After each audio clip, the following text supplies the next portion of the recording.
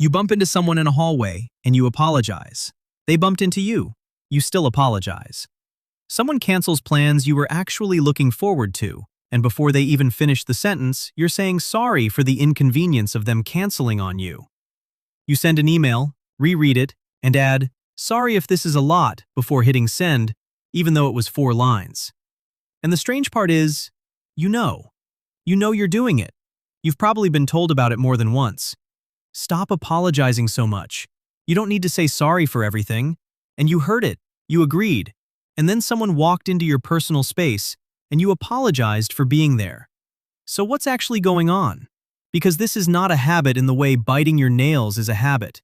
This runs deeper than that. And once you understand where it actually comes from, the apologizing starts to make a different kind of sense. Let's start with what the apology is doing, because it's not really about fault. If it were about fault, you'd only apologize when you were actually wrong about something. But you apologize when someone's upset, even if you didn't cause it. You apologize when you need something. You apologize before asking a question, as if the question itself requires permission. You apologize for taking up space, for having an opinion, for existing slightly inconveniently in someone else's vicinity. What the apology is actually doing is managing the emotional temperature of the room before anything has a chance to go wrong. It's preemptive. It's a signal that says, "I see you. I'm not a threat. Please don't be upset with me." It's conflict prevention dressed up as politeness. Psychologists call this a fawn response. It's one of the 4 responses your nervous system has available when it detects threat. You know, fight and flight. Freeze gets less attention, but people recognize it. Fawn is the one that looks nothing like the other 3.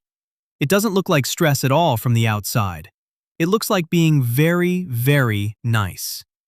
The fawn response involves appeasing whoever or whatever feels threatening, making yourself agreeable, making yourself small, making absolutely sure nobody in the room has a reason to be angry.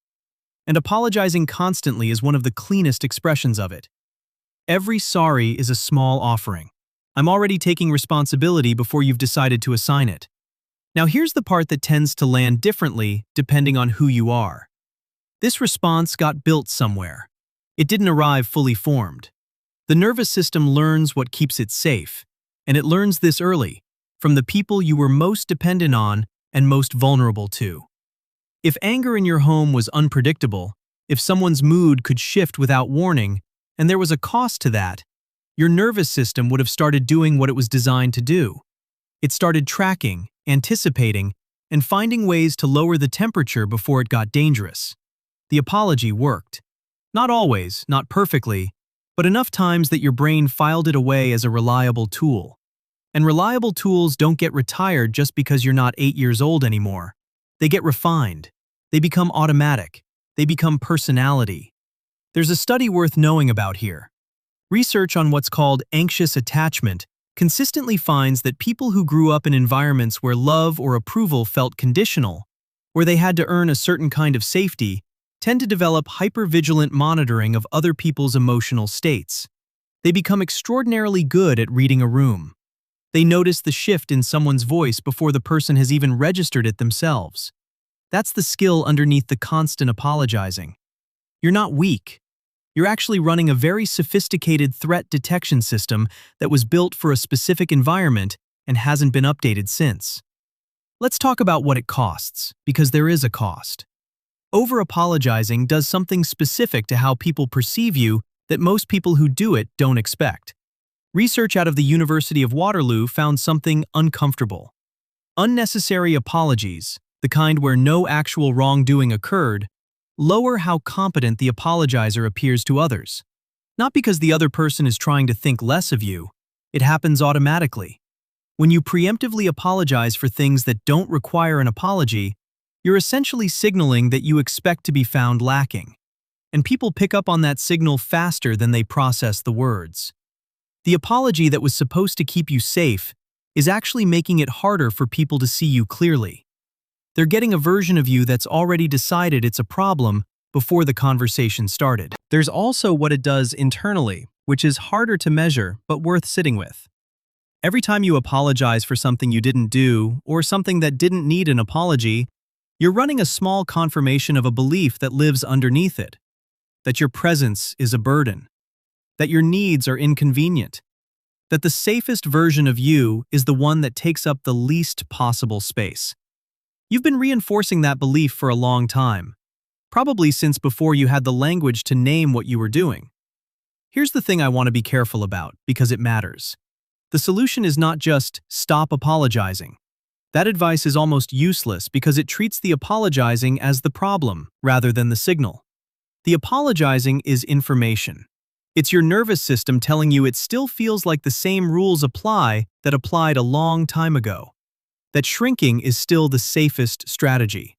That taking up space, having needs, asking for things, those still come with a cost.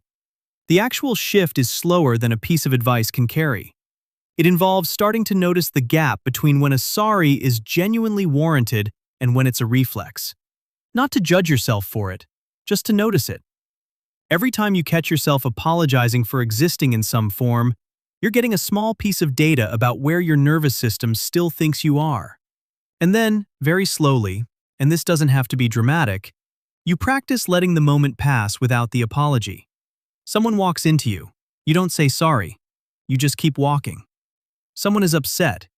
You let yourself figure out whether you actually did something before you take responsibility for it. You send the email without the preemptive apology for taking someone's time. It will feel uncomfortable at first in a way that's hard to describe. Not guilty exactly. More like you left something unfinished. A reflex that didn't complete. That discomfort is the old pattern noticing that you didn't comply. It's not evidence that you did something wrong. The people who genuinely care about you don't need you to pre-apologize for your existence.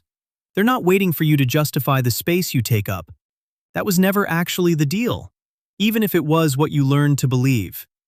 You've been apologizing your whole life for things that didn't require one. That's not weakness. That's what surviving in a certain kind of environment actually looks like. You found the tool that worked, and you used it, over and over, until it became who you are. But it's not who you are. It's what you learned. And what you learned can be examined, slowly, without shame, and when you're ready, updated. You're allowed to take up space. You were always allowed to. If this video described you more accurately than you expected, please subscribe. I would genuinely appreciate it.